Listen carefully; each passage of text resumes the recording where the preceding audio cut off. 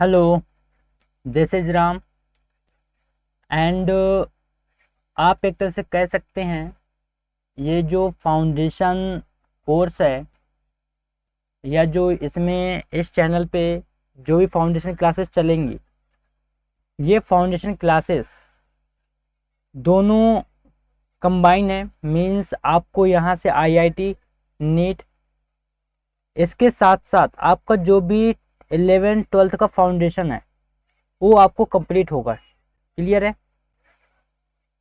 तो ये ध्यान देना कि इसमें केवल इस चैनल पर, क्योंकि जो पुराना वाला चैनल था उसमें जो क्लासेस चल रही हैं वही चलती रहेंगी। इस चैनल पर केवल 11th, 12th, आईआईटी और नीट, ये जो फाउंडेशन है ये पूरा होगा। बीच में फाउंडेशन बंद नहीं होगा, कंटिन्यूअसली क्लासेस रहेंगी, लाइव क्लासेस भी रहेंगी, डाउट सेशंस भी रहेंगे। जो भी जैसा सेशन होगा सब कुछ टेलीग्राम पे अपडेट कर दिया जाएगा। तो टेलीग्राम की लिंक डिस्क्रिप्शन में मिल जाएगी आपको, वहाँ से टेलीग्राम ज्वाइन कर लीजिएगा। जैसे ही कोई भी अपडेट होता है टीम के थ्रू वो आपको मिलता रहेगा। आई होप ये इतनी बात क्लियर होगी। तो ये ध्यान देना, आप जो है इस वाले चैनल पर, जो ये न्यू चैनल है, इस चैनल पर केवल जो जेई का बच्चा है, जैसे आईआईटी की प्रिपरेशन करनी है, जो नीट का बच्चा है, जो भी मेडिकल एग्जाम के लिए, अगर मान लो किसी अदर मेडिकल एग्जाम के लिए तैयारी कर रहा है, तो वहाँ से आ करके आप यहाँ पर अपना फाउंडेशन क्लियर कर सकते हैं। इसमें जो जो क्लासेस मैं लेने वाला हूँ, इसमें मैं फिजिक्स पढ़ाने वाला हूँ, 11th भी पढ़ाऊँगा, 12th भी पढ़ाऊँगा, आईआईटी की फिजिक्स मैं ही पढ़ाऊँगा, नीट की फिजिक्स भी मैं ही पढ़ाने वाला हूँ। और दूसरा सब्जेक्ट जो मैं इस चैनल पर लूँगा वो है केमिस्ट्री। पूरी फाउंडेशन की केमिस्ट्री मैं खुद पढ़ाने वाला हूँ इस चैनल पर। जिस तरह से ऑफलाइन में मेरे बैचेस चलते रहे हैं, सारे बैचेस वही बेसिक, वही फाउंडेशन, एवरीथिंग यहाँ पर ऑनलाइन में मिलने वाला है, फ्री ऑफ कॉस्ट, कोई पैसा नहीं है। पूरी क्लासेस यूट्यूब पर होंगी। आपको पूरा कंटेंट जो भी मटेरियल है आपको टेलीग्राम पे दिया जाएगा, जैसे अदर चैनल के थ्रू दिया गया है। और जो पुराने चैनल हैं उनमें जो क्लासेस चल रही हैं यूपीएससी के लिए या अदर कंपटीशन के लिए, उसमें वो चलती रहेंगी। तो ये ध्यान दीजिएगा। तो आज जो हम बहुत डिस्कस करने वाले हैं, एक बहुत इंपॉर्टेंट चीज़ है कि सबसे पहले क्या पता होना चाहिए आपको। आपको पता होना चाहिए सिलेबस, कि जिस ईयर आप एग्ज़ाम देने जा रहे हो, जिस भी सेशन में आपको एग्ज़ाम देना है, उस सेशन का पैटर्न क्या है और उस सेशन का सिलेबस क्या है, क्योंकि हर साल सिलेबस अपडेट होता है। क्लियर है ये बात? तो जो ये 2023-24 का 11th क्लास का फिजिक्स का सिलेबस है, ये बात को गौर से समझना। अगर स्क्रीनशॉट लेना है स्क्रीनशॉट ले लेना, नोट डाउन करना है कॉपी पेन लेके बैठ जाना, नोट डाउन करते जाना। मैं यहाँ पर केवल सिलेबस बताऊंगा, डिफाइन एक एक करके, जो भी यूनिट वाइज, टॉपिक वाइज जो भी टॉपिक आएंगे आपके, वो सारे टॉपिक डिफाइन किए जाएंगे आगामी क्लासेस में। क्लियर है? तो जो इसका पहला चैप्टर जो चलेगा क्लास 11th का, ये 2023-24 का एनटीए का सिलेबस है। मैंने कहीं से नहीं लिया है, ऑफिशियल साइट पर सिलेबस है। कि जो आईआईटी की डिमांड है इस टाइम पर, नीट की डिमांड है, उन्होंने खुद अपडेट किया है सिलेबस को। क्लियर है? सीबीएसई ने भी अपडेट कर रखा है। तो जो पहला यूनिट है फिजिक्स का, वो चलेगा फिजिकल वर्ल्ड एंड मेजरमेंट।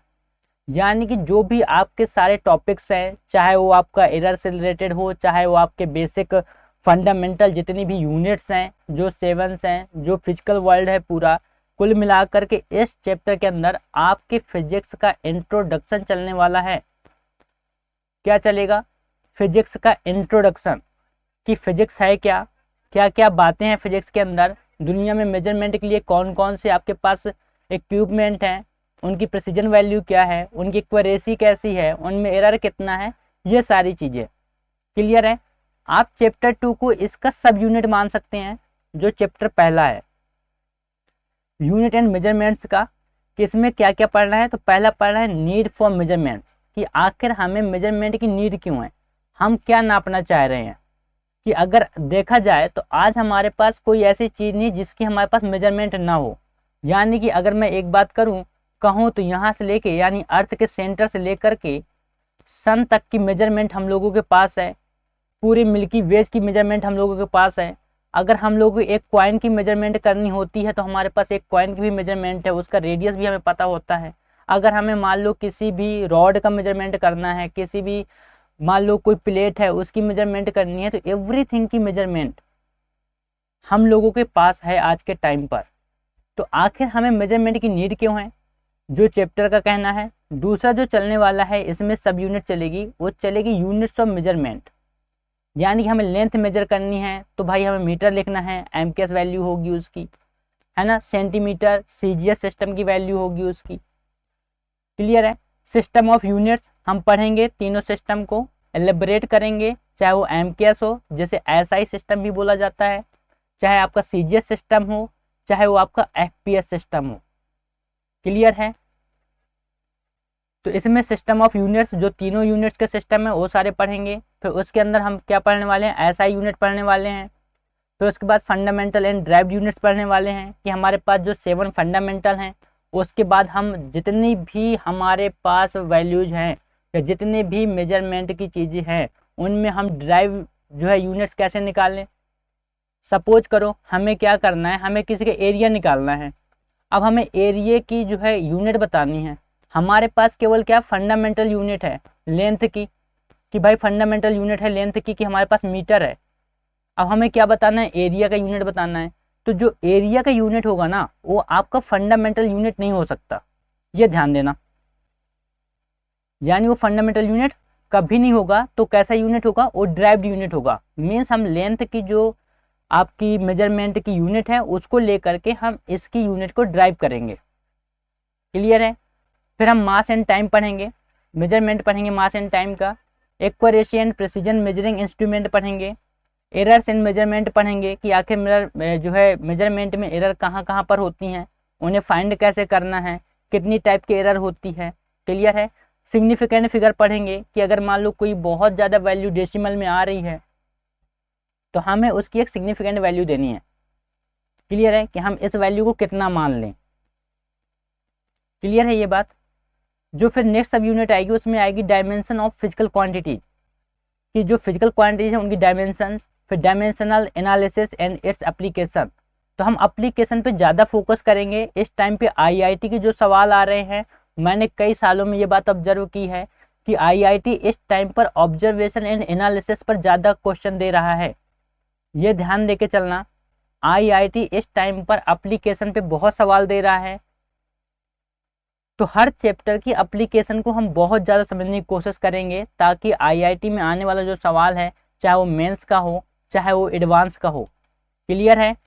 तो यहाँ घबराना नहीं है, बिल्कुल आराम से चलना है, बेसिक से चलेंगे। क्लियर है ये बात। जो सेकेंड यूनिट है तुम्हारे क्लास 11th की सीबीएसई की, वो है motion in a straight line, यानी एक स्ट्रेट पाथ पे मोशन। तो कितने टाइप का होता है, इसका एनर्जी के साथ रिलेशन क्या है, तो ये सारी बातें भी हम ध्यान देंगे। क्लियर है।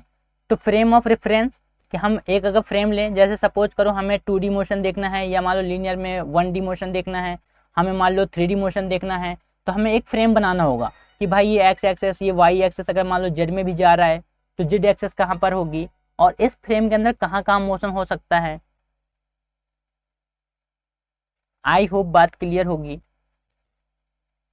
तो हम फ्रेम ऑफ रेफरेंस देखेंगे कि जो हमारे पास रेफरेंस है फ्रेम का, वहाँ जहाँ मोशन हो रहा है वो कैसा मोशन हो रहा है। मोशन है स्ट्रेट लाइन, एक सिंगल लाइन पर motion. Elementary concept of differentiation and integration for describing motion. तो इस बात को ध्यान देना, जो मैथ वाले बच्चे होते हैं जिन्होंने 11th में 12th में मैथ पढ़ी हुई है उनके लिए डिफरेंशिएशन एंड इंटीग्रेशन बहुत आसान हो जाता है, बहुत ईजी हो जाता है, वो बहुत ईजिली करते हैं वो लोग। लेकिन जो बायो वाले बच्चे हैं, जो बायो वाले स्टूडेंट हैं, गौर से सुने, ये टॉपिक आपको पूरी फिजिक्स पे कमांड दिलाएगा। आपको बेसिक डिफरेंशिएशन एंड इंटीग्रेशन आना ही चाहिए। अगर आपको बेसिक डिफरेंशिएशन एंड इंटीग्रेशन नहीं आता है तो मैं यही कहूँगा फिजिक्स पढ़ने से पहले आप डिफरेंशिएशन और इंटीग्रेशन को अच्छे से पढ़ो। क्लियर है ये बात। तो मैं यही कहूँगा जो बायो वाले स्टूडेंट हैं जिन्हें मैथ्स का फोबिया है, कि वो बोलते हैं हमें मैथ्स का फोबिया है तो हम मैथ्स कैसे करेंगे, तो भाई करनी पड़ेगी, इतनी मैथ आपको करनी ही पड़ेगी। डिफरेंशिएशन इंटीग्रेशन आपको यहाँ से लेकर के आपके पूरे फुल सिलेबस में मिलेगा। क्यों मिलेगा, ध्यान समझना। अगर मान लो मुझे ये रॉड है, ठीक है, इस रॉड का मुझे कुछ भी निकालना है, सपोज करो इसका मुझे टोटल वॉल्यूम कुछ भी निकालना है, एनीथिंग, तो मैं क्या करूँगा, मैं बोलूँगा कि भाई इस सेक्शन का बता दे मुझे, है ना। तो मैं क्या करूँगा, इस सेक्शन का बता दे, मीन्स क्या हो गया कि मैंने इस रॉड को ब्रेक कर दिया अलग अलग सेक्शन में, और मैंने फिर क्या किया, एक सेक्शन का मैंने पता कर लिया कि भाई इस सेक्शन का मुझे पता चल गया। अब मैं क्या करूँगा, सारे सेक्शन का उठा करके ऐड कर दूंगा। मीन्स मैंने क्या किया, पहले मैंने इस रॉड को डिफरेंशिएट किया, इसकी कुछ भी वैल्यू फाइंड करने के लिए जो मुझसे पूछने वाला होगा। फिर मैंने क्या किया, इसको इंटीग्रेट कर दिया, तो जाकर मुझे वैल्यू मिलेगी, अदरवाइज मुझे वैल्यू मिलने से रही। क्लियर है। तो कितना भी मैथ का फोबिया हो, बट आपको इतना करना है। फिर हम जो आगे देखेंगे वो देखेंगे uniform and non uniform motion. Uniform means अगर सपोज कर लो मैं बोल दूं v वेलोसिटी से जा रहा है तो उसका एक्सीलरेशन a है, ठीक है। अब वो जा रहा है, एक्सीलरेशन भी फिक्स, वेलोसिटी भी फिक्स, मीन्स मैं वेलोसिटी में चेंज नहीं करूंगा तो एक्सीलरेशन भी चेंज नहीं होगा। तो यूनिफॉर्म का मतलब होता है कि वेलोसिटी फिक्स कर दो, वो अपना जा रहा है, ठीक है। नॉन यूनिफॉर्म का मतलब होता है कि अगर सपोज करो मैं अप डाउन कर रहा हूँ, मैं कभी गाड़ी को एक्सीलरेट कर रहा हूँ, कभी डिएक्सीलरेट कर रहा हूँ, कभी बोल रहा हूँ ब्रेकर आ रहा है, कभी बोल रहा हूँ बीच में गाय आई जा रही है ना, वो रोक रहा है, या मान लो मैं बोल दूँ रास्ता खराब है, रास्ता लेफ्ट राइट कर रहा है, तो वहाँ पे कैसा मोशन होगा, नॉन यूनिफॉर्म।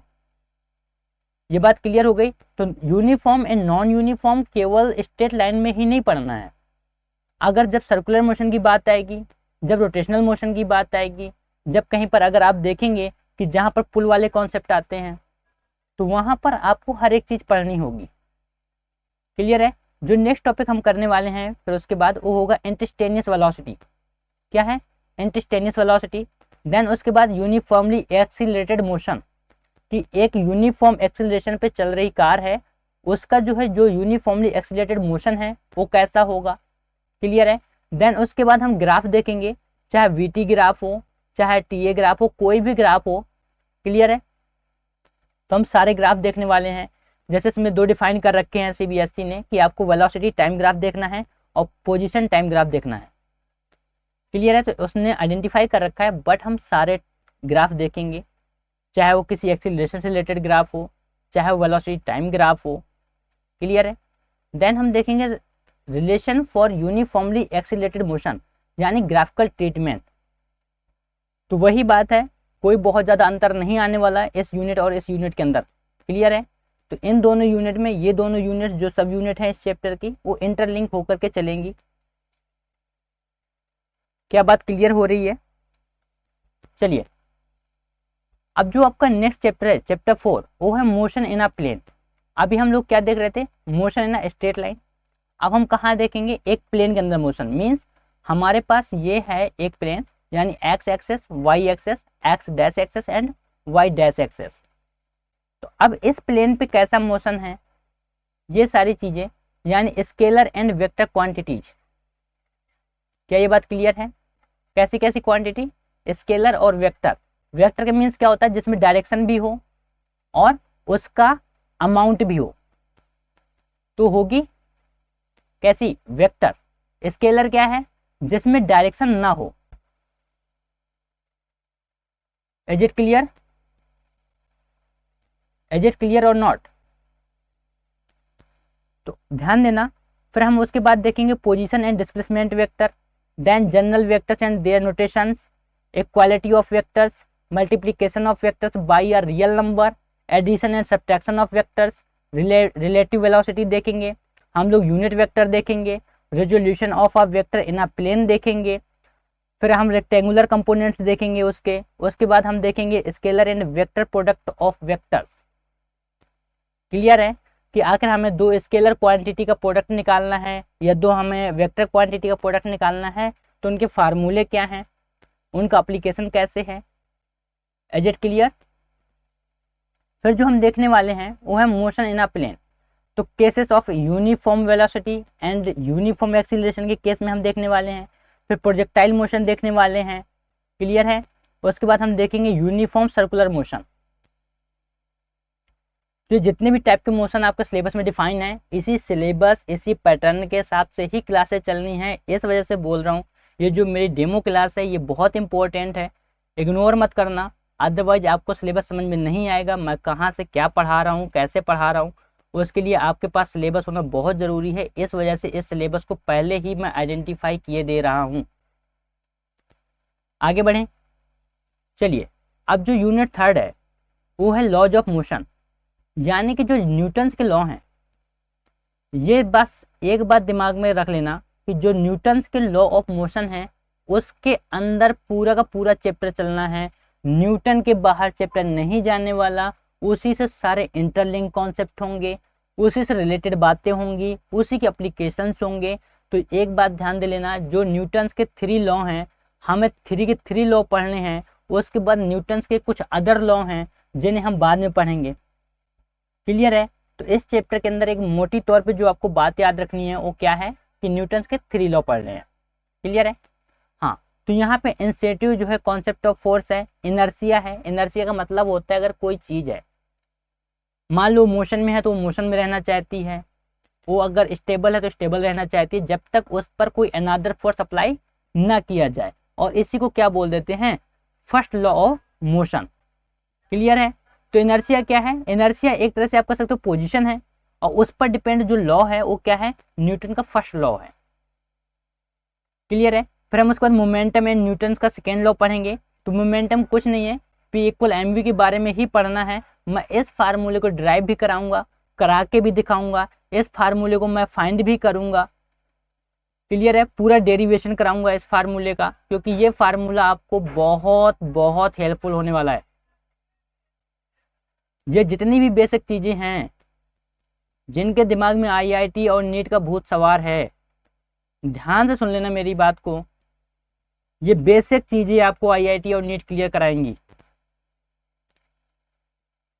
मैं अपने एक्सपीरियंस से बोल सकता हूँ इस बात को कि जिसका बेसिक रेडी है वो किसी भी फील्ड में तहलका मचा सकता है, क्लियर है। उसके बाद हम इम्पल्स पढ़ने वाले हैं, फिर न्यूटन का थर्ड लॉ ऑफ मोशन पढ़ेंगे, ठीक है। फिर law of conservation of linear पढ़ने वाले हैं हम लोग, मोमेंटम एंड इट्स एप्लीकेशन। तो ये ध्यान देना कि जो एप्लीकेशन वाला पार्ट है, जहाँ जहाँ एप्लीकेशन की बात आ जाए तो बहुत आराम से पढ़ना, सारी चीज़ समझ के चलना है, भागना नहीं है बिल्कुल भी। फिर हम जो देखेंगे वो है इक्विलिब्रियम ऑफ कंकरेंट फोर्सेस, फिर स्टैटिक एंड काइनेटिक फ्रिक्शन देखने वाले हैं हम लोग। फिर देखेंगे laws of friction, rolling friction, lubrication. तो लुब्रिकेशन में ही आपको जो है ये सारी बातें आएंगी कि प्रिसाइज वैल्यू कैसी है, क्या कैसा है, कहाँ पर उसका जो है जो इक्विलिब्रियम स्टेट है कहाँ पर आएगा, उसका सेंटर ऑफ मास को लेकर के, उसके फ्रिक्शन को लेकर के, वहाँ से निकलने वाले एनर्जी के कॉन्सेप्ट, जो कॉन्सेप्ट इंटरलिंक हो जाते हैं वो सारे कॉन्सेप्ट लुब्रिकेशन से ही स्टार्ट होते हैं। Is it clear. फिर हम जो पढ़ने वाले हैं वो हम पढ़ेंगे dynamic of uniform circular motion, ठीक है। सेंट्रीपेटल फोर्स मींस सेंटर की ओर लगने वाला फोर्स। तो सिंपल सा कॉन्सेप्ट है, जो बहुत नॉर्मल बातें मैं बता दे रहा हूँ, बाकी बातें क्लास के साथ आगे बढ़ेंगी। तो सेंटर की तरफ जो फोर्स लगता है centripetal force. Example of circular motion में हम देखेंगे vehicle on a label circular road. मैंने पहले ही बताया है कि एक हम मान लो कोई कार है, कहीं टर्न हो रही है तो उसे कितना फोर्स चाहिए। हम अगर साइकिल में जा रहे हैं, कभी कभी देखा है कोई जो है साइकिल में जा रहा होता है एंड अनस्पॉटली वो किसी मोड़ पे जाके गिर जाता है। जब वो मोड़ पे गिर रहा होता है ना, मीन्स उसका जो सेंटर ऑफ फोर्स है, चाहे वो सेंट्रीपेटल हो चाहे सेंट्रीफ्यूगल हो, जब इनमें डिसबैलेंसी आती है, मीन्स ये डिसबैलेंस होते हैं, तब वो इंसान गिरता है। अगर उसके ये फोर्सेस बैलेंस रहें तो चाहे कैसे भी मोड़ हो इंसान इजीली मुड़ जाएगा। अगर सपोज करो कभी मोड़ के अंदर की तरफ गिरा, सपोज करो यहाँ ये टर्न ले रहा है, ठीक है, सपोज करो मैं साइकिल से जा रहा हूँ, ठीक, मुझे ये टर्न लेनी है, मैं टर्न ली और मैं मान लो सेंटर की तरफ गिर गया, मीन्स क्या हो गया, मेरा सेंट्रीपेटल फोर्स डिसबैलेंस हो गया। यानी मेरा सेंट्रीपेटल फोर्स जो होगा, जो सेंट्रीपेटल फोर्स है वो मेरा क्या हो गया, ग्रेटर देन हो गया सेंट्रीफ्यूगल फोर्स से, क्लियर है। अगर सेंट्रीपिटल फोर्स और सेंट्रीफ्यूगल फोर्स इक्वल होते तो मुझे गिरने ही ना दिया जाता, मैं गिरता ही नहीं। क्यों? जितना फोर्स सेंटर की तरफ लगता उतना ही फोर्स कहाँ लगता, बाहर की तरफ, और मेरी साइकिल कैसी रहती, बैलेंस रहती। तो जो भी रोड बनते हैं, जो भी टर्न बनते हैं, वो हवा में नहीं बना दिए जाते। इंजीनियर्स को इन चीजों का बहुत अच्छा नॉलेज होता है, उन्हें पता होता है कि उसे कितना टर्न देना है, गाड़ी कितने में मुड़ने वाली है, कितना सेंट्रीपिटल फोर्स देना है, कितना सेंट्रीफ्यूगल फोर्स क्रिएट होगा। तभी वहां पर लिखा होता है कि स्पीड लिमिट इतनी रखो। देखा है कभी रोड पे जाते हुए कि कहीं पे जो है कोई पिलर लगा है, उस पिलर पे क्या लिखा होता है, speed limit 110 kilometre per hour, कि आप 110 से ज़्यादा नहीं चल सकते, 80 किलोमीटर पर आवर। तो ये क्या है, ये इस वजह से है कि ये जो आपकी स्पीड है इसके थ्रू क्या बैलेंस होने वाले हैं, आपके फोर्सेस। और जिसने भी इसके साथ छेड़खानी की वो या तो पिलर के अंदर चला जाता है या वो पिलर के बाहर। क्लियर है ये बात? इस बात को ध्यान देना। और यही एप्लीकेशन है, हम लोग एप्लीकेशन अपने आसपास देख सकते हैं, हमारे चारों तरफ फिजिक्स है, यू आर सराउंडेड, आप फिजिक्स से घिरे हुए हो, आप साइंस से घिरे हुए हो, चारों तरफ एप्लीकेशन है, जहां देखोगे वहां एप्लीकेशन नजर आएगी। Is it clear? Is it clear और नॉट? क्लियर है ना ये बात? तो आपको इस बात को बहुत ज़्यादा टेंशन में, प्रेशर में आके नहीं लेना है कि यार कैसे पढ़ेंगे, कैसे रेडी होगा, सब कुछ रेडी होगा। Be have a patience, patience और भरोसा दोनों बहुत ज़रूरी है। भरोसा दिखाओगे पूरा सिलेबस कराएंगे, अगर पेशेंस खो दोगे तो सिलेबस कराने के बाद भी कुछ नहीं हो पाएगा। क्लियर है? जो नेक्स्ट यूनिट है वो है work energy and power, unit 4 है, सीबीएसई का ही सिलेबस है, यही सिलेबस एनटीए फॉलो करेगा और ये 2023-24 सेशन का ही सिलेबस है। मैं एक दिन न्यू एजुकेशन पॉलिसी को भी डिस्कस कर दूंगा इस चैनल पे कि आपको न्यू एजुकेशन पॉलिसी के थ्रू क्या क्या पढ़ना है। सब कुछ नहीं पढ़ना है यार, बहुत बड़ा सिलेबस होता है, तो वही पढ़ना है जो रिलेवेंट है एग्जाम से। तो इसमें हम क्या क्या देखने वाले हैं, work done by a constant force and a variable force, यानी एक कांस्टेंट फोर्स पर वर्क क्या होगा और एक वेरिएबल फोर्स पर वर्क क्या होगा। अगर सपोज करो मैं बोल दूं ये एक गाड़ी है जो पंचर हो गई, ठीक है, ये गाड़ी क्या हो गई, पंचर हो गई, मैं बोल दूं इसमें 10 न्यूटन का मैं फोर्स लगाया जा रहा हूं कंसिस्टेंसली, मीन्स मैं इस 10 न्यूटन फोर्स को चेंज नहीं करने वाला। अगर सपोज करो मैंने बोल दिया 200 मीटर तक मैंने 10 न्यूटन का ही फोर्स लगाया और मैं बोलूं कि इस 10 न्यूटन का फोर्स लगाने के बाद मेरा वर्क कितना हुआ, क्यों? क्योंकि मैं इस पर 10 न्यूटन का फोर्स अप्लाई कर रहा हूं, तो मीन्स ये गाड़ी कहीं ना कहीं तक तो जाएगी ना, ढनंकर लुढ़कते हुए जाएगी, रोलिंग करते हुए। तो मीन्स 10 न्यूटन के फोर्स पर 200 मीटर जाने में कितना वर्क डन हुआ, मीन्स फोर्स कैसा है, कांस्टेंट है। तो हमें वही चीज देखना है कि work done by a constant force. और वेरिएबल फोर्स मीन्स क्या, मैं पहले बोल दूं मैंने पहले 50 मीटर पे मैंने 10 न्यूटन का फोर्स लगाया, ठीक है, मैं बोल दूं अगले 50 मीटर पर मैंने 20 न्यूटन का फोर्स लगाया, ठीक, मैं फिर बोल दूं कि अगले 50 मीटर पे मैंने जो है 25 न्यूटन का फोर्स लगाया। अगर सपोज करो मैं फिर बोल दूं अगले 50 मीटर पे मैंने मान लो 30 न्यूटन का फोर्स लगाया, मीन्स मैंने उसी 200 मीटर की लेंथ को, डिस्टेंस को 4 सेक्शन में डिवाइड कर दिया 50 मीटर में, और मैं हर 50 मीटर पे फोर्स क्या कर रहा हूँ, अलग अलग अप्लाई कर रहा हूँ।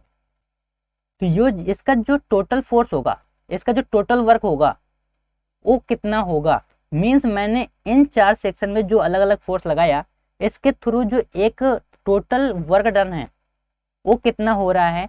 तो मीन्स क्या है, ये बात क्लियर है कि जो है वेरिएबल फोर्सेस पर वर्क कितना होना है, कांस्टेंट फोर्स पे वर्क कितना होना है, दोनों बातें यहाँ पर चलेंगी इनके एप्लीकेशन के थ्रू। क्लियर है? फिर हम लोग देखने वाले हैं काइनेटिक एनर्जी, यानी K इक्वल हाफ mv²। पूरा फार्मूला ड्राइव होगा, टेंशन लेने की बात नहीं है, इसकी जड़ को खोदेंगे हम लोग कि ये आया कहाँ से है। क्लियर है? फिर हम लोग वर्क एनर्जी थ्योरम देखने वाले हैं। क्या देखने वाले हैं? Work energy theorem. और फिर देखेंगे पावर। फिर उसके बाद नोटेशन ऑफ पोटेंशियल एनर्जी यानी mgh, P equal mgh, P बोल लो, E बोल लो, क्लियर है।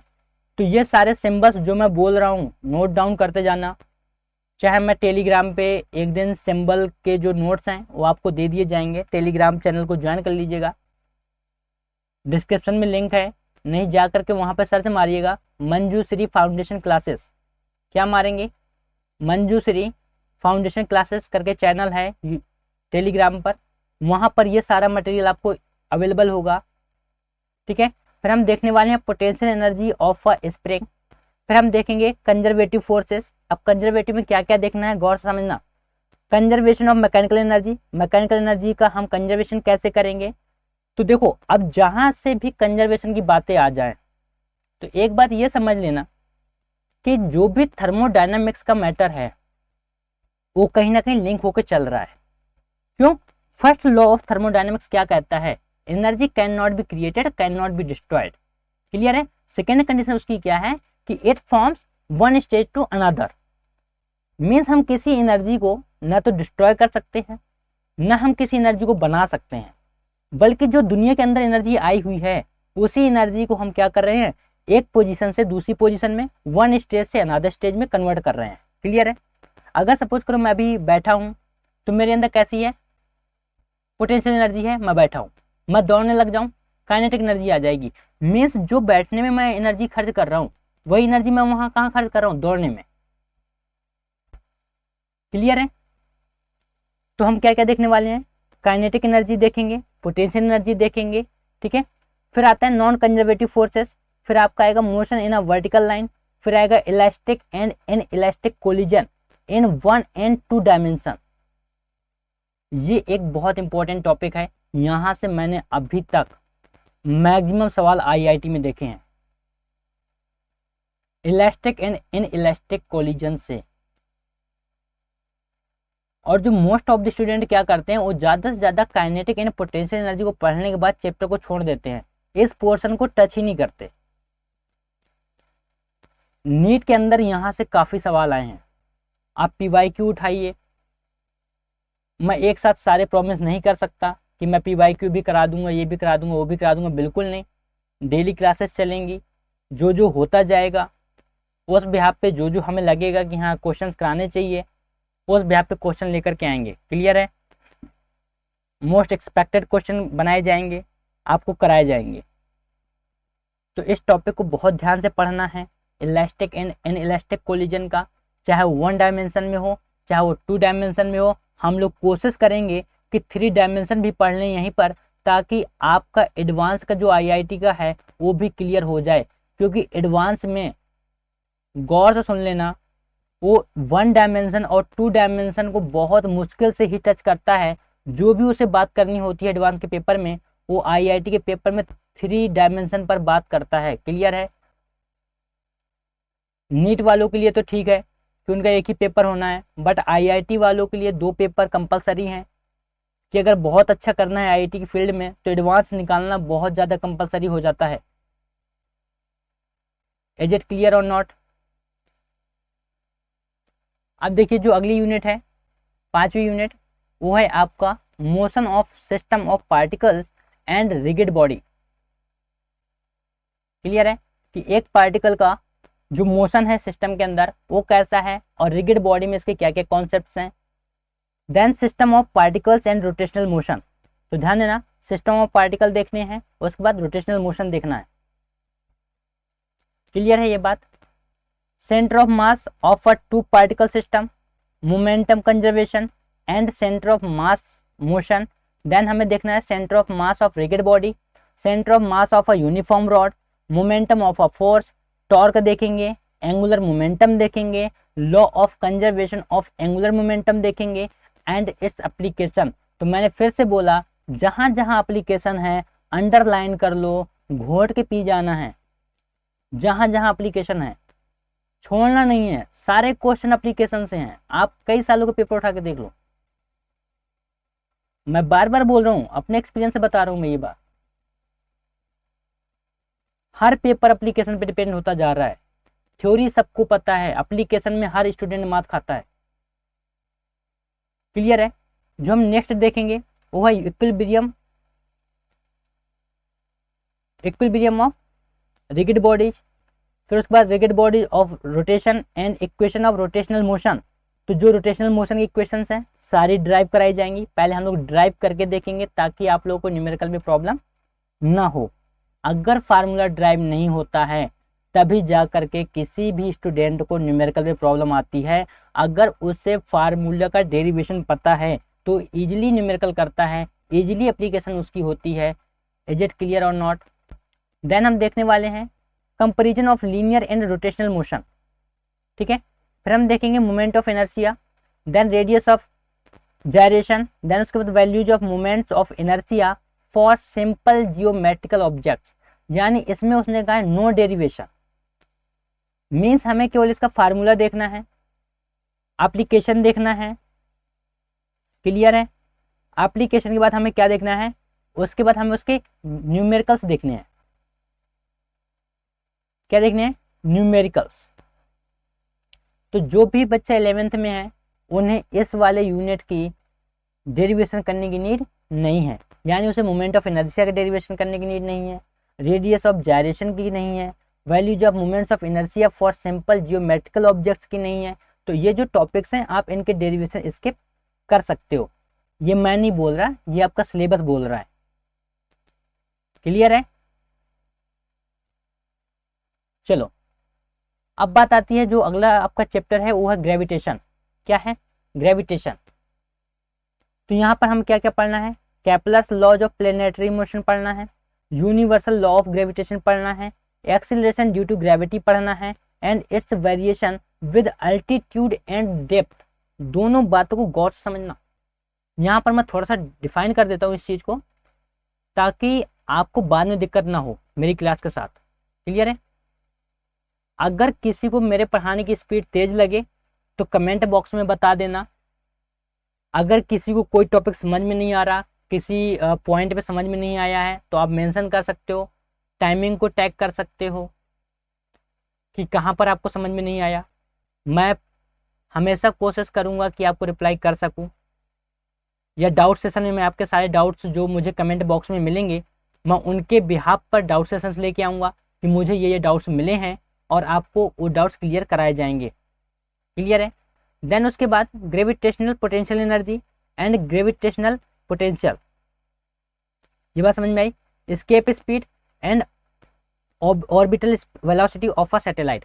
तो यानी हमें जो एस्केप स्पीड पढ़नी है, एस्केप स्पीड का मतलब होता है कि एक ऐसी स्पीड जिसके थ्रू हम किसी ऑब्जेक्ट को थ्रो कर दें यानी फेंक दें और वो ऑब्जेक्ट कहाँ निकल जाए, ग्रेविटी के बाहर निकल जाए। कहाँ निकल जाए? ग्रेविटी के बाहर। तो उसे क्या बोलेंगे? उसे बोलेंगे escape speed. Is it clear और नॉट? तो दोनों बातें ध्यान देनी है कि अल्टीट्यूड के साथ भी ग्रेविटेशन में चेंजेस आएंगे और डेप्थ के साथ भी। तो इस बात को बहुत ध्यान देके चलना है, कहाँ पर पॉजिटिव ग्रेविटी रहेगी, कहाँ पर निगेटिव ग्रेविटी रहेगी, इनमें जो है केसेस क्या हैं। क्लियर है ये बात? चलिए अब जो आपको अगला देखना है वो है आपका बल्क मैटर की प्रॉपर्टीज, यानी प्रॉपर्टीज ऑफ बल्क मैटर। तो इसमें हम क्या क्या देखने वाले हैं? मैकेनिकल प्रॉपर्टीज ऑफ सॉलिड, इसमें हम इलास्टिसिटी भी देखेंगे। ठीक है, इलास्टिसिटी देखेंगे, स्ट्रेस स्ट्रेन रिलेशनशिप देखेंगे कि स्ट्रेस बाई स्ट्रेन क्या होता है, यंग मॉडुलस कांस्टेंट क्या है, यंग मॉडुलस आता कैसे है। क्लियर है? सब कुछ ड्राइव करेंगे। देन हुक्स लॉ देखेंगे, उसके बाद यंग मॉडुलस देखेंगे। ठीक है, फिर उसके बाद बल्क मॉडुलस देखेंगे, फिर उसके बाद शेयर मॉडुलस ऑफ रिगिडिटी देखेंगे। ठीक है, जो कि क्वालिटेटिव आइडिया ओनली देखना है, हमें जो है उसकी क्वांटिटी से मैटर नहीं है। ठीक है, क्वालिटेटिव ही देखनी है, यानी क्वालिटी पर ही बातें करनी है उसके। ठीक है, उसके बाद हमें देखना है पोजीशन रेशियो, उसके बाद देखना है इलास्टिक एनर्जी। क्या देखना है? Elastic energy. और मैं यहाँ एक बात क्लियर कर दूं, अगर किसी को डाउट हो कि क्या पूरा इंग्लिश में ही कंटेंट आएगा, तो ऐसा नहीं है। जो कंटेंट होगा वो बाइलिंगुअल आपको दे दिया जाएगा टेलीग्राम पर। ठीक है, तो इस बात को भी ध्यान देना। देन उसके बाद आएगा मैकेनिकल प्रॉपर्टीज ऑफ फ्लूइड, जो नेक्स्ट चैप्टर है आपका। उसके बाद क्या है? Pressure due to a fluid column, Pascal's law आएगा। ठीक है, उसके एप्लीकेशंस आएंगे, हाइड्रोलिक लिफ्ट आएगी, हाइड्रोलिक ब्रेक्स आएंगे, ठीक है, effect of gravity on fluids pressure आएगा, ठीक है। फिर उसके बाद विस्कोसिटी आपको पढ़ना है, स्टोक लॉ पढ़ना है, ठीक है। फिर उसके बाद टर्मिनल वेलोसिटी पढ़नी है, stream line and turbulent flow पढ़ना है, क्रिटिकल वेलोसिटी पढ़नी है। उसके बाद आपको बर्नौली थ्योरम पढ़नी है और उसकी एप्लीकेशन। तो एक बात ध्यान देना, अगर कभी किसी ने जो है प्लेन देखा है, सबने देखा होगा मोस्टली, ठीक है। तो जो प्लेन है उसके जो विंग है, विंग मीन्स होता है जिनके दम पर वो उड़ रहा है, उनके जो विंग है ना वो सब किसके थ्योरम के बेसिस पर बने हैं? बर्नौली के। क्लियर है? किसकी थ्योरम पर? बर्नौली की। तो जो बर्नौली की थ्योरम की एप्लीकेशन है, मैं वो प्लेन के एग्जाम्पल को लेकर के समझाऊंगा पूरा। Is it clear? तो किसके एग्जाम्पल लेना है? प्लेन के एग्जाम्पल लेंगे, आराम से समझेंगे, कोई टेंशन वाली बात नहीं है। देन उसके बाद आपको देखना है surface energy and surface tension, angle of contact, excess of pressure across a curved surface, application of surface tension, ideas to drops, bubbles and capillary rise. Capillary rise का मतलब है जो आपकी कैपिलरी ट्यूब है उसको लेकर के, मीन्स अगर मैं एक कैपिलरी का कॉन्सेप्ट बताऊँ तो सिंपल से आपके पास पेन होगा, उस पेन में इंक आ रही होगी, तो जो इंक आ रही है ना वो कैपिलरी की वजह से ही आ रही है, वो कैपिलरी रूल की वजह से ही आ रही है। क्लियर है? अगर सपोज करो मैं बोल दूं कि लालटेन देखी होगी पुराने जमाने में सबने, क्या लालटेन, तो उस लालटेन में जो कहते हैं बाती होती है, उसमें क्या चढ़ रहा होता है? तेल चढ़ रहा होता है। तो जो तेल चढ़ रहा है ना वो किसका कॉन्सेप्ट है? कैपिलरी का। क्लियर है? Is it clear? आगे बढ़े। देन उसके बाद जो चैप्टर है वो है थर्मल प्रॉपर्टीज ऑफ मैटर। किसका? Thermal property of matter. तो ये ध्यान देना है। इसमें आपको क्या क्या ध्यान देना है? इसमें आपको ध्यान देना है हीट, टेम्परेचर, रेकेपुलेशन ओनली, ठीक है। थर्मल एक्सपेंशन देखना है, थर्मल एक्सपेंशन ऑफ सॉलिड देखना है, लिक्विड एंड गैसेस देखना है, एनोमलस एक्सपेंशन ऑफ वाटर देखना है। उसके बाद आपको स्पेसिफिक हीट कैपेसिटी देखनी है, सीपी, सीवी, कैलोरीमेट्री आपको पूरी पढ़नी पड़ेगी, चेंज ऑफ स्टेट पढ़ना है, लेटेंट हीट कैपेसिटी पढ़नी है, हीट ट्रांसफर कंडक्शन पढ़ना है, कन्वेक्शन एंड रेडिएशन पढ़ना है। उसके बाद थर्मल कंडक्टिविटी पढ़नी है आपको। फिर क्या पढ़ना है? Qualitative ideas of black body radiation, most important, सबका फेवरेट, हर एग्जाम का फेवरेट है ये टॉपिक, ईच एग्जाम का फेवरेट टॉपिक है ये ब्लैक बॉडी रेडिएशन। क्लियर है? उसके बाद आपको वेन्स डिस्प्लेसमेंट लॉ पढ़ना है, स्टीफन्स लॉ पढ़ना है। तो ये सारे लॉ मैं ड्राइव कराऊंगा, इनके फार्मूले ड्राइव होंगे, एवरीथिंग कराया जाएगा। Be have a patience only. Is it clear? चलिए, जो अगला यूनिट है, अगला यूनिट 8वां जो है वो है थर्मोडायनेमिक्स। ये एक ऐसा टॉपिक है, आप इसे यूनिवर्सल टॉपिक बोल सकते हैं। कैसा टॉपिक? यूनिवर्सल। मैं इसे यूनिवर्सल टॉपिक क्यों बोल रहा हूँ? ये एक हर एग्जाम में तो देखने को मिलता ही मिलता है। दूसरी बात इसका ये है कि बड़ा इजी टॉपिक है, आप एक तरह से कह सकते हो कि फुल कॉन्सेप्चुअल टॉपिक, कोई डाउट नहीं आना चाहिए। क्लियर है? तो इसमें क्या क्या देखना है आपको? Thermal equilibrium and definition of temperature, यानी जो आपका जीरोथ लॉ ऑफ थर्मोडायनेमिक्स है, ठीक है। उसके बाद हीट है जो आपकी, वर्क एंड इंटरनल एनर्जी है, फर्स्ट लॉ ऑफ थर्मोडायनेमिक्स देखेंगे, ठीक। सेकेंड लॉ ऑफ थर्मोडायनेमिक्स देखेंगे, गैसियस स्टेट ऑफ मैटर देखेंगे, change of condition of gaseous state देखेंगे, आइसोथर्मल क्या है, एडिबियाटिक क्या है, रिवर्सिबल कैसा है, इरिवर्सिबल कैसा होगा, साइक्लिक प्रोसेस कैसी होगी। तो ये सारी चीजें हम लोग देखने वाले हैं थर्मोडायनेमिक्स के अंदर। क्लियर है? और यही चीजें आपके एग्जाम में आएंगी, चाहे वो बोर्ड एग्जाम हो। ध्यान देना, क्योंकि ये सिलेबस ही सीबीएसई का है, मैं बार बार बोल रहा हूँ, सीबीएसई का सिलेबस है, 2023-24 सेशन का सिलेबस है, नया सिलेबस है, न्यू एजुकेशन पॉलिसी के अंदर लगा हुआ सिलेबस है ये। क्लियर है क्या? आगे बढ़े। देन जो आपकी 9वीं यूनिट है वो क्या है? बिहेवियर ऑफ परफेक्ट गैस, कि आप परफेक्ट गैस का बिहेवियर कैसा है, या आप परफेक्ट गैस या आइडियल गैस किसे बोलोगे। परफेक्ट गैस या आइडियल गैस किसे बोलोगे, यानी पीवी इक्वल एनआरटी वाला कॉन्सेप्ट, पूरा कॉन्सेप्ट यहाँ पर आएगा। क्लियर है। फिर उसके बाद काइनेटिक थ्योरी ऑफ गैसेस। तो काइनेटिक थ्योरी में क्या क्या है बात समझना। Equation of state of a perfect gas, work done in compressing a gas, ठीक है। Kinetic theory of gas, assumptions देखना है हम लोगों को, concept of pressure, kinetic interpretation of temperature, ठीक है। RMS speed of gas molecules, तो आरएमएस स्पीड देखेंगे जो इसकी कह सकते हो आप एवरेज वैल्यू होती है, ठीक है। डिग्रीज ऑफ फ्रीडम देखेंगे, यानी कि आप हिंदी में बोलते हैं, जिन्हें हिंदी में पता होगा तो उन्हें स्वतंत्रता की कोटि बोला जाता है, ठीक है। डिग्री ऑफ फ्रीडम, ये जो टॉपिक है ये थोड़ा सा टॉपिक केमिस्ट्री में भी चला जाता है, बात को ध्यान देना।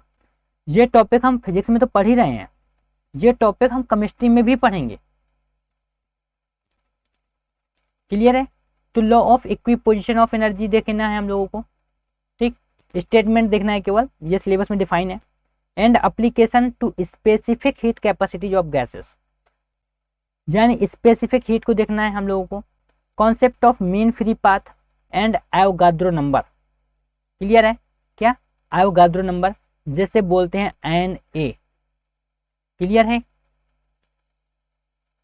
क्या बोला जाता है, एन ए। कहाँ कहाँ आता है ये काम, बहुत काम आता है। ऐसे आप मोल कॉन्सेप्ट में देखोगे, कहाँ देखोगे, मोल कॉन्सेप्ट में, यानी केमिस्ट्री। अगर मोल कॉन्सेप्ट नहीं पता तो आप सॉल्यूशन भूल जाओ। अगर मोल कॉन्सेप्ट नहीं पता आप बेसिक फंडामेंटल केमिस्ट्री भूल जाओ। क्लियर है। क्या भूल जाओ, फंडामेंटल केमिस्ट्री भूल जाओ। Is it clear. आगे बढ़े, चलो नेक्स्ट चैप्टर है जो वो आपका आएगा oscillation and waves. Oscillation and waves, ये आपको ध्यान देना है। इसमें क्या क्या, पीरियोडिक मोशन देखना है, टाइम पीरियड देखेंगे, फ्रीक्वेंसी देखेंगे, रिलेशन देखेंगे इन दोनों का, ठीक है, एक दूसरे के रेसिप्रोकल कैसे हैं, displacement as a function of a time, periodic functions and their application. फिर से मोस्ट इंपॉर्टेंट, जहां एप्लीकेशन वो चैप्टर इंपॉर्टेंट। क्लियर है। फिर हम क्या देखने वाले हैं, सिंपल हार्मोनिक मोशन देखेंगे SHM and its equation of motion देखेंगे, फेज देखेंगे, oscillations of loaded spring restoring forces देखेंगे, फोर्स कांस्टेंट देखेंगे, एनर्जी इन एसएचएम देखेंगे, काइनेटिक एंड पोटेंशियल एनर्जी देखने वाले हैं, सिंपल पेंडुलम देखने वाले हैं हम लोग, derivation of expression for its time period. तो ये जो टाइम पीरियड के लिए डेरिवेशन कह रहा है तो पूरा डेरिवेशन ड्राइव कराया जाएगा। क्लियर है। पूरा डेरिवेशन ड्राइव कराएंगे, चाहे एक क्लास में एक ही डेरिवेशन क्यों ना हो पाए, बोर नहीं होना है। इज इट क्लियर और नॉट। चलिए फिर जो उसका नेक्स्ट चैप्टर है, आप इसे सब यूनिट कह सकते हो ऑक्सीलेशन वाले चैप्टर का, यानी वेव्स। वेव मोशन देखना है, ट्रांसवर्स एंड लॉन्गिट्यूडनल वेव्स देखनी है, स्पीड ऑफ ट्रेवलिंग वेव देखनी है, displacement relation for a progressive wave देखनी है, principle of superposition of waves देखनी है, रिफ्लेक्शन ऑफ वेव देखेंगे, स्टैंडिंग वेव्स इन स्ट्रिंग्स देखेंगे एंड ऑर्गन पाइप्स देखेंगे। क्लियर है। कैसा pipes, organ pipes, fundamental mode and harmonic beats, ठीक है, हार्मोनिक्स यहाँ अलग देखेंगे, फिर बीट्स देखेंगे। क्लियर है। तो ऑर्गेनिक पाइप का या ऑर्गन पाइप का बोलें तो अगर आपको एक कॉन्सेप्ट याद हो, ब्रैग इक्वेशन। क्लियर है। तो वहां केमिस्ट्री में आप क्या पढ़ते हो, Bragg equation, n lambda equal 2d sine theta. Clear है। तो ये केमिस्ट्री में आप एज अ ब्रैग इक्वेशन पढ़ते हो और यहाँ पर कैसा पढ़ रहे हो आप, ऑर्गन पाइप के थ्रू पढ़ रहे हो। तो कॉन्सेप्ट वही है, हल्का सा अंतर है, हल्का सा डिफरेंस है दोनों के बीच में, और दोनों का एप्लीकेशन। क्लियर है। तो एप्लीकेशन को देखना बहुत जरूरी है। अगर आप ऑर्गन पाइप्स के एप्लीकेशन को देखते हो तो बहुत अच्छी बात है। तो ये था हमारे क्लास 11th का सिलेबस। किसका है ये, 11th का सिलेबस है। ऐसे ही मैं एक और क्लास में आपको 12th का सिलेबस क्लियर कर दूंगा, ठीक है। आपके पास 12th का सिलेबस भी आ जाएगा। इसकी पीपीटी आपको कहाँ मिलने वाली है, मेरे टेलीग्राम चैनल पर। कहाँ मिलने वाली है, टेलीग्राम चैनल पर मिलेगी, ठीक है। सारा जो कंटेंट है वो कहाँ मिलने वाला है, टेलीग्राम चैनल पर। आपको अगर मान लो नोटिफिकेशन चैनल का नहीं मिल पा रहा है तो सब्सक्राइब कर लेना, क्योंकि अगर सब्सक्राइब करोगे तो मेरी लाइव क्लासेस भी आप देख पाओगे। Is it clear? अगर मान लो यहाँ से भी नहीं आपको नोटिफिकेशन मिल रहा है तो आप यूट्यूब जो है टेलीग्राम में जाके जुड़ जाओ, टेलीग्राम में आपको नोटिफिकेशन मिल जाएगा। आई होप क्लियर होगा। तो आपको क्या करना है, इस चीज़ को फॉलो करना है, इसी सिलेबस को फॉलो करना है। हम इसी सिलेबस के थ्रू चलेंगे। थैंक यू सो मच, मिलेंगे नेक्स्ट क्लास में।